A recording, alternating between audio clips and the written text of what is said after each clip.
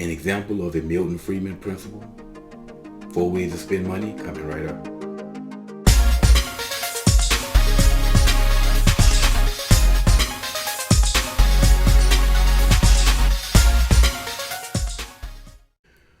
What's up, y'all? Welcome back to Conversations, Logic, and Reason. And as always, thank y'all for joining me today, and I always greatly appreciate it. So, if you're not familiar with the late great economist Milton Friedman, he's basically, and he was an economist, and he's known for a bunch of different economic principles, conservative economic principles. The number one principle that he's most known for, though, is the 4 ways to spend money, from one to four, the most efficient to the least efficient. Now, in this video, I'm gonna give a real world example of his principle being used in our daily lives, and specifically number one and number three.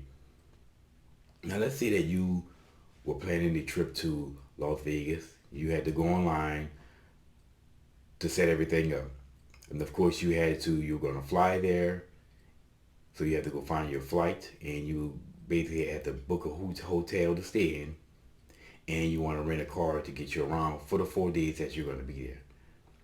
So you go online and you first look for your flight. So you find two airline companies that fly to Las Vegas, which I'm pretty sure is more, but I'm just dealing with two for now.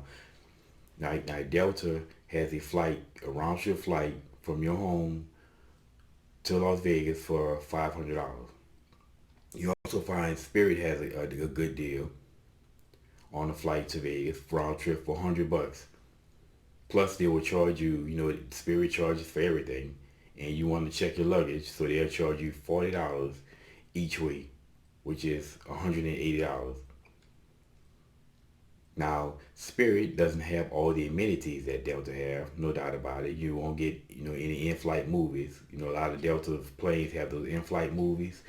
You won't get in-flight snacks, but you can provide your own snacks, and you can provide your own entertainment. You can, bring your own laptop with games on it, or download movies to it. You perhaps bring a portable gaming device like a Nintendo Switch.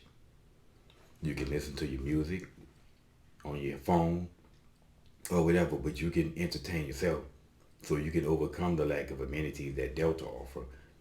Then you have to book your hotel room. Now, you found a 5-star hotel with a decent price, a nice price. That's $200 a night. Will give you all the amenities. They have their free shows there.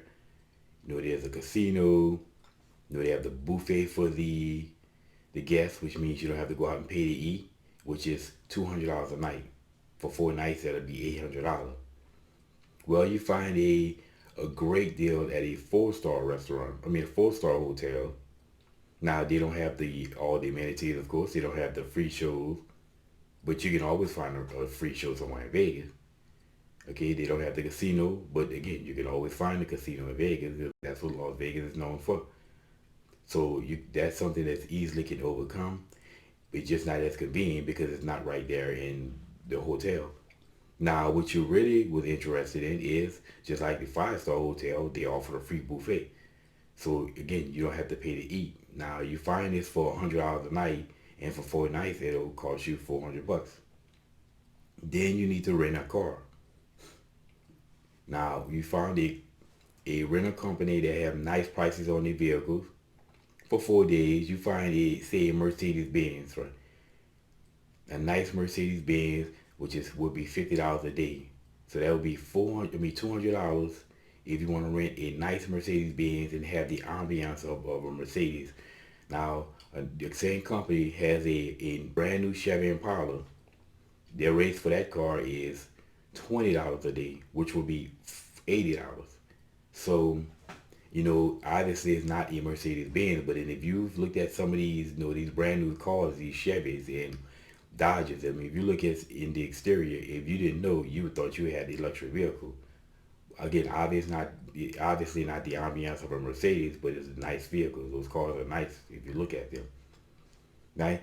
Now, if you were to go the expensive route, you go with Delta with the 5-star hotel and with the Mercedes Benz for the 4 days, that will run you about $1,500. Now, if you go the cheaper route, you go with You take the Spirit flight and you go with that great deal that you found at a 4-star restaurant, which I mean 4-star hotel, which is usually normally about $150, but you got it for $100 a night. And you go with the Chevy Impala over the Mercedes Benz, that'll cost you like $660.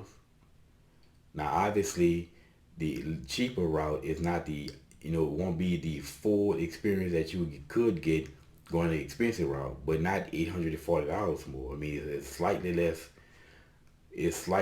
than the expensive route, but less than half the cost. Now, what would you choose? Well, let's look at Milton Friedman's number one principle. You spend your money on yourself. Well, most people, 90% of people, if not 95% of people, would go the cheaper route. Okay? Again, you're getting a slightly less experience for less than half the cost. Why spend the extra money? Because it's not necessary. Again, if you're spending your money, you're going to be conscious of that. And now, if let's say that you were going to a convention and your employer was sending you there and they was paying for the whole thing. They was fitting the whole bill for this trip. Well, what would you do? Well, obviously most people would go with the $1,500 route, the expensive route. Why? Because well, it's not costing them anything.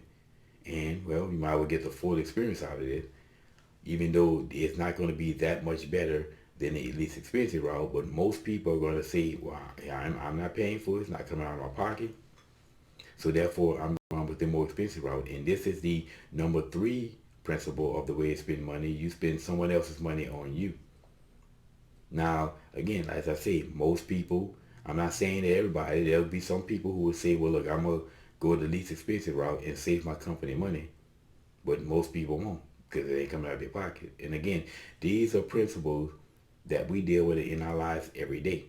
I mean, look at the idea of giving someone something free as opposed to having to pay for it. You know, you give people free stuff that they don't have to pay for. Well, you know they're going to abuse it. But if they have to pay for it, well, they're going to be a lot more conscious because it's coming out of their money. But anyway, I would just thought I'll give another example of common sense conservative principles on dealing with money. Milton Friedman. If you've never seen any of his videos, I suggest you go on YouTube, just look up Milton Friedman, and you know his videos are up there, and you can just watch his videos all day and just get nothing but logic and reason with them. That is, if you are a logically driven person, such as myself, that is. But anyway, y'all, that's just my 2 cents on this particular topic, and as always, y'all, until next time.